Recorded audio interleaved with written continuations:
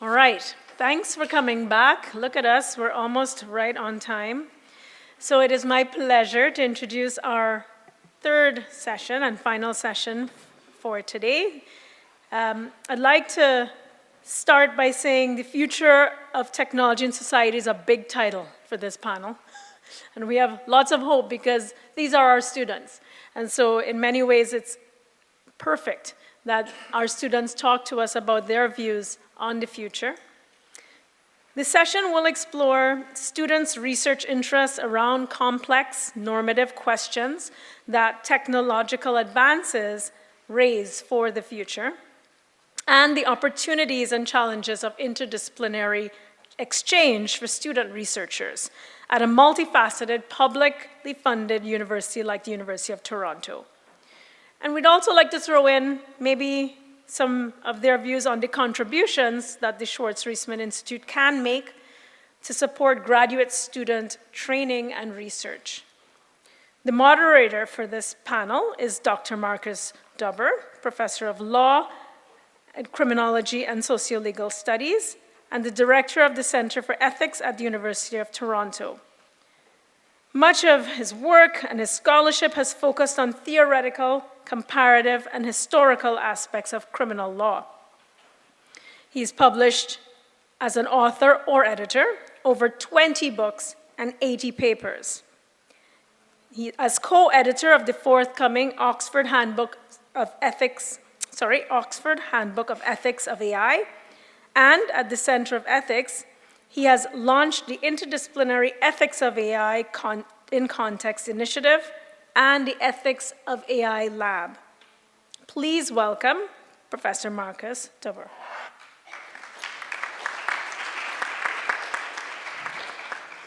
Thank you very much for the lovely introduction, and thanks for sticking around. It's been a very fun day, but it's also been a slightly long day. So our job really at the last session is to wake you all up and send you off on your way home with lots of interesting things to think about, like kind of whistling the melody of a musical, after the performance. Anyway, I'm delighted to moderate, which really is just to ask some questions to get the conversation going of our super amazing grad students who are doing work that's related to the mission of this new institute, technology and society. And they represent not only the quality, but also the very encouraging diversity and range of approaches that our students have taken to this subject.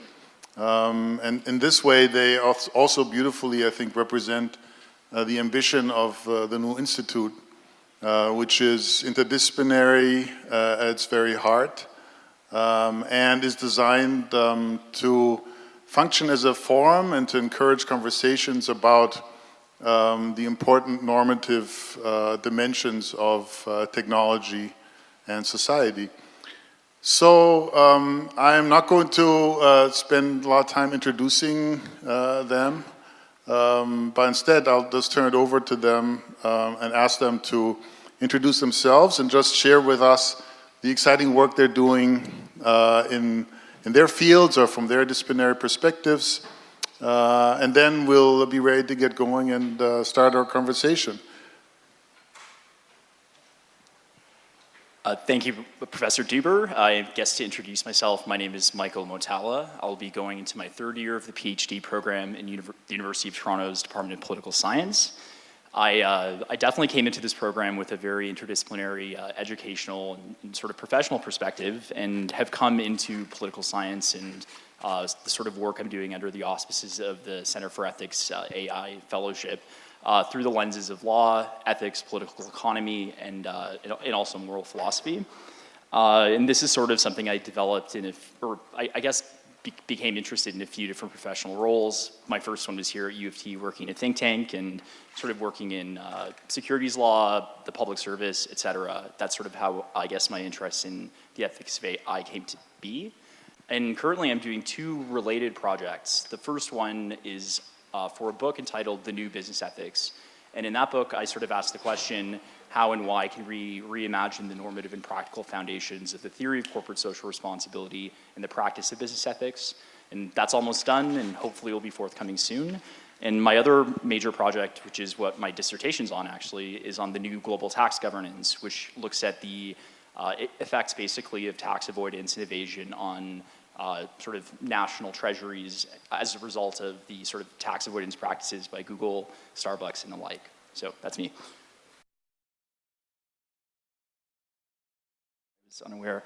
I want to respond to the question, how important is interdisciplinary research to you? And so I guess I have a little bit of a story which will echo some of the sentiments of the other panelists.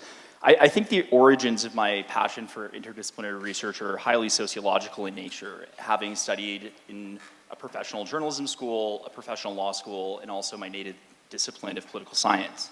And what I found in all of these disciplines, despite all of them being in form of crisis of some kind, whether occasioned by the digital economy or just the way markets work these ways generally, is you sort of find these silos in this sort of like in-group or tribal mentality, which I've always struggled or resisted against, I guess you could say.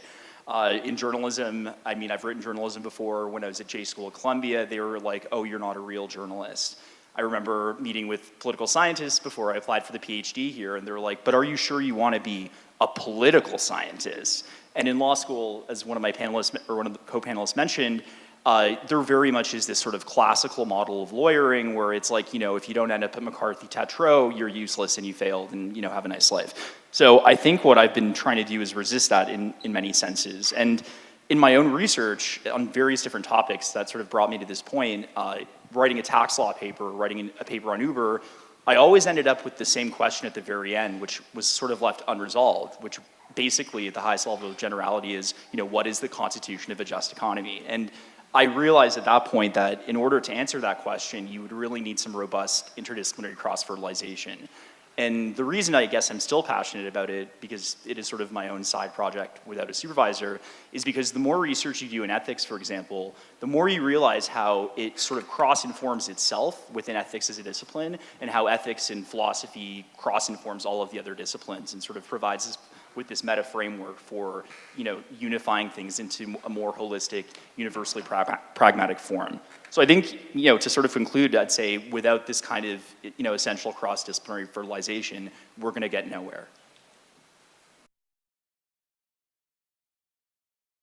But in terms of the work that I consider to be real work, which is what we do in terms of our research at U of T, I think the interdisciplinary perspective is important because, and I mean, I guess I'd sort of resist or push back against this idea that interdisciplinarity is necessarily complex as well. I disagree. I don't think it's very complex. I think the more interdisciplinary you become, the more you see how everything's connected. So yeah, that's my piece for that. And I just wanted to chime in a little bit about the law experience and also the concept that, so I guess swarm would mean like a group work activity or some kind of collaboration, is that correct? So I think, I mean, on the one hand, I want to just re-emphasize the point that if you look at the tuition for law school, I went to Osgoode, which was like slightly cheaper than U of T. If you look at the like, you know, it's almost as if these degrees are instrumentalities of the labor market, I think, from the university perspective sometimes, because if you look at the whole big picture, ultimately the best kind of interdisciplinary research in this area will come, you know, from the nexus of professional degrees and graduate degrees. So what ends up happening with the amount of debt that you get is there's almost a conspiracy against giving you bandwidth to do some, you know, important good research.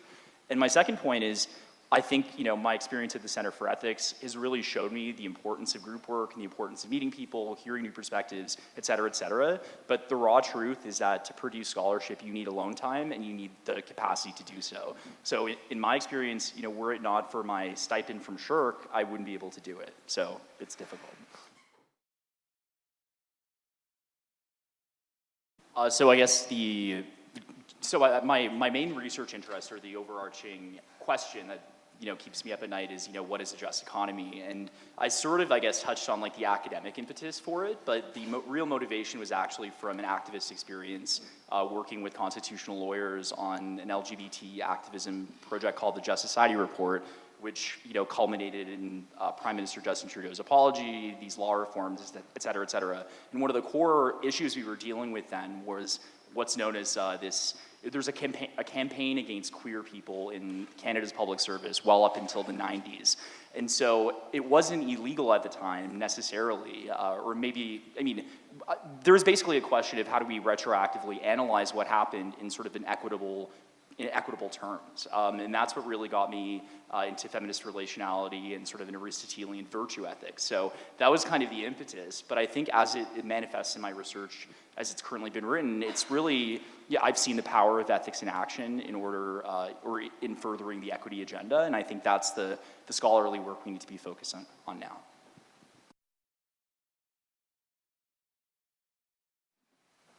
So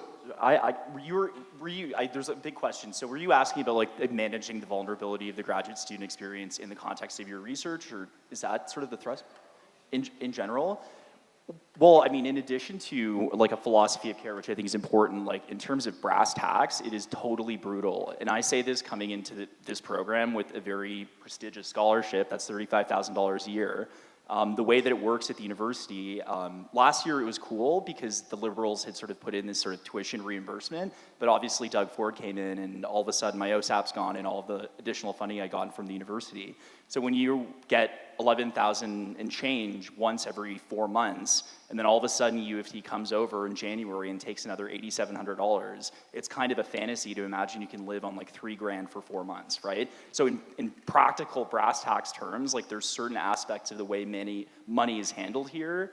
And the truth I've learned about real research, I'm more of a desk level researcher at this point, but to write a book and to write something, it's a 12-hour day and you can't be bothered doing anything else. It's, managing a part-time job, which I did in undergrad, and, doing school, the academics will suffer. And there are times I personally had no money in my bank account and I figured out how to survive and stay focused, but it's increasingly out of reach for a lot of people, and I think that's what I realized, which is the scary part.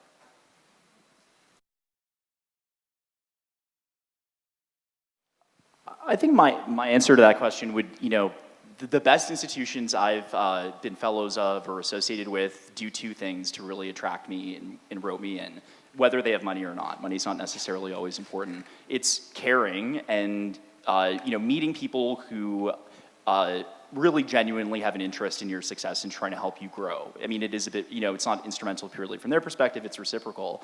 And in academia, I hate to sort of develop a typology, but you'll often find some scholars who are very self-interested in their own research, won't meet with you, nothing like that, don't want to see you ever leave school the second they finish teaching their class, et cetera. And then you also find professors who are, very conscious of duty, have sort of a public interest mindset, demonstrate virtues in their everyday interactions, and, genuinely have a scholarly interest and professional interest in helping people out. So, ultimately it's a relational question, and I guess the question really becomes, what are the institutional conditions necessary for those kinds of relationships to flourish?